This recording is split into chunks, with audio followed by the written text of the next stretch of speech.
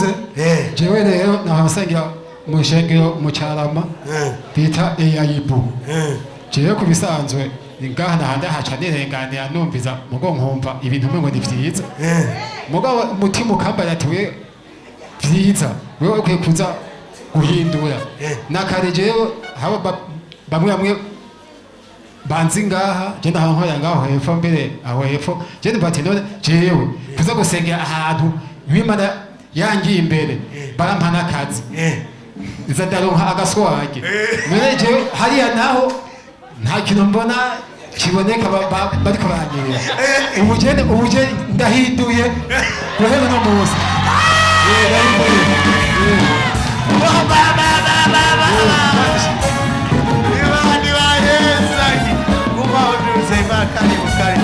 Karibu, gumaho mugabo.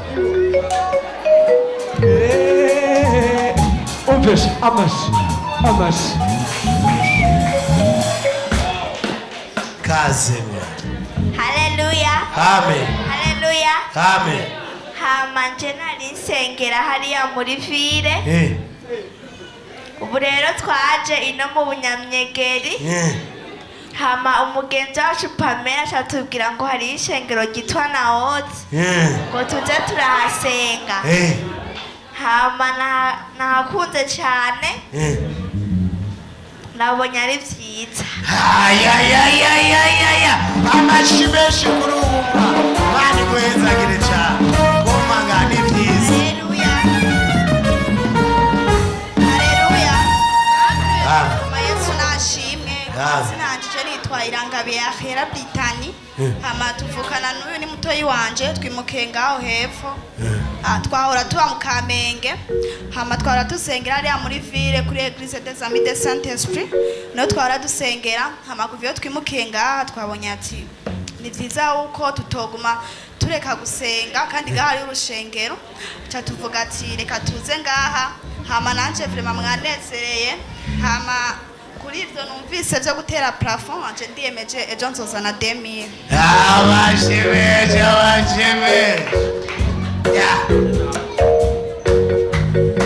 Rero ngero ry'Imana. Jewe ndumunyengozi naje kuramukanya ino munyabunyegere. Hariho umwana wanje ariko ibi vyiza mbonye hano biranezere biraryoheye. Abanzagira mu shengero Anglikana. Ariko yabana ari hafi ryo shengero amaze gushika iwacu. Jewe nanje ewe ndaryohewe ndanezerewe mu izina ry'Umwami Yesu. Amen. Mukomengana tugiye gusenga Imana na bamwe bandi batu batangura naye muze dusenga Imana. Tunaenda kuomba Mungu na wale wanaotangulia wakuje tu. Tugiye gutangura iki imirimo yi. Tunaenda kwanza nini? Namushikaya yaraje na karibu nyaruka. Karibuni. Mu mwanya turugara kwa muda tutafunga. Ngo tugwakire wa. Komenga mushimame mukoje. Munaguruke muze. Imana igiye kubakura muri ville. Weme yangaho jama. Weme ibihumbi binga. Bibi. Eho cugenda ubirishemo. Ucugenda ubirishemo. Nawe uze kucugura imbombo. Muri nayo tibigenda neza. Imana ibahezagire. Na Pamela Pame wazanya bashitsi. Imana iguhezagire cyane. Imana iguhezagire. Imana igubwenge. Imana ize gushikane kure. Mu mwaka utangura zoba umaze kuba uwundi muntu yubaho. Tugiye gusenga kazi. Yesu ashimwe cyane. Jewe narasengera mu isengero mu Feresere ariko kugeza uyu munsi tuzaza twifatanya hamwe na mwebwe. Ngo bazoza bifatanya na hamwe. Yesu ashimwe. Shambere na mbere nangwe gushima shimira Imana. Ko mu byo naciyemo byose nari umunyamakosa nditahura. Uko amubona amagaze imbere yanyu. Nukuri nta dini nimwe nari mfise. No kubatizwa sindabatizwa. Naragiye mu babizima biranka. Ubwo umaze kuza ngaha. Nukuri muno musi kwanza nahezagiwe. Bari bahezagire cyane. Amen. Tugiye gusenga Imana rero. Pastor Rosa na Pastor Sympathique Pastor Rose na Pastor Sympathique wasimame nyuma. Pastor nabo bahagarariye hepfo. Mapasta wengine nao wasimame hapa nyuma. Tusenge Imana. Tuombe Mungu. Tugiye gusenga mu munota umwe. Tunaenda kuomba kwa dakika moja. Muri Nayoti. Ndani ya Nayoti. N'umusozi w'Imana. Ni mlima wa Mungu.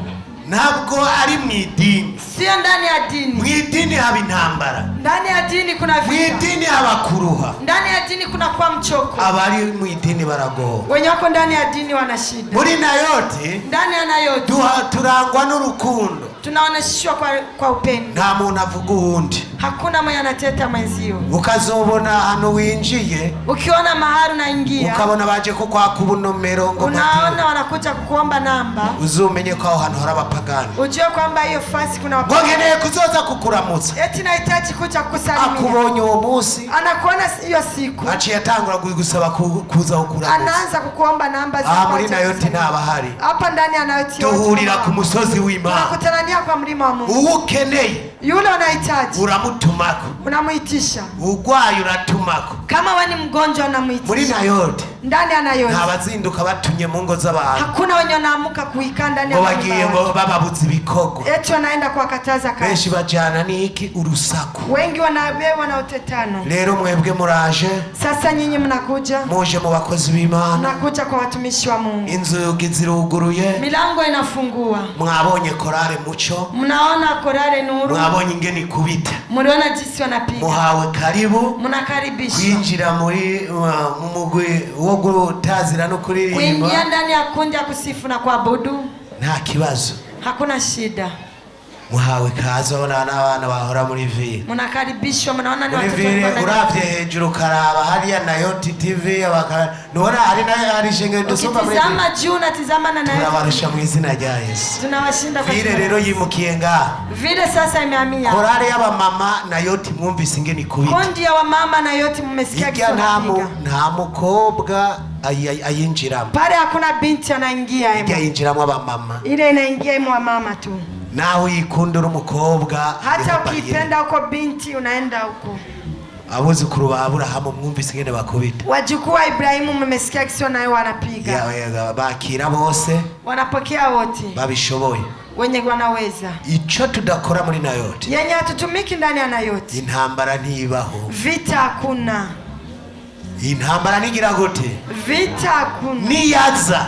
Ikija. Izohera muri wowe wayizanye. Itaanzia kwako wewe mwenyewe. Iguhereremwo. Ikuishiemo. Hanyuma igende iguhitanye. Kisha yendi na kupitia. Rero ngaha turabakunzi b'Imana. Sasa hapa sisi ni watumishi. Nawe karibu. Nawe pia karibu. Twifataniriza urugendo. Tusaidizane kwa safari ya kwenda mbinguni. Kaze Pastor Rosa. Karibuni Pastor Rosa. Ashima Imana. Ashukuru Mungu. Abasabire n'inkomezi. Awambe na nguvu. Aho tugiye kubandanya urugendo. Tuze turangwe n'urukundo. Mu masegonda amakenya kaza. Mana data wa twese uri. Yes! Abisirayeli wabajabukije ya nyanja. Abanyegiputa bahonera muri ya nyanja. Kuko ijambo wari wavuze. Ubwira Mose ngo tariki inkoni ndakwereka uko igomba kugenda. Maze Mose yumva icyo uvuze ashira inkoni hejuru amazi yicamo kubiri ubwoko bwa Isirayeli buca mu mazi burajabuka. Ubwira Yosuwa atewe Yosuwa atebwirwa imiryango 12 ati batora amabuye muri Yorodani ati kuko bageze ku musozi Nayoti bazovuga ko cyari ikimenyetso babibwira abuzukuru babo babwirira abana babo horaho uri mu ijuru turakiriye ubwoko binjiye mu ishengero Nayoti turanezerewe dukomye amashi imbere yawe reka bahabonere umugisha reka bahabonere ikiganza cyiza reka icyo ugomba bari cyo kiba mu izina ryawe ryera amen. Bakiri ngaho nyene reka duhamagara abaperezida b'amakorali. Utari perezida ntuze hamura mugumbirana abantu. Abaperezida b'amakorali washefu wa makundi barafise uburenganzira bwo kuja kuba kutunomero wako na ruhusa la kubaomba namba. Bazobabaza vyinshi mubagumbire Imana ibahezagire cyane bana babone amashimeshi ku Mana yacu.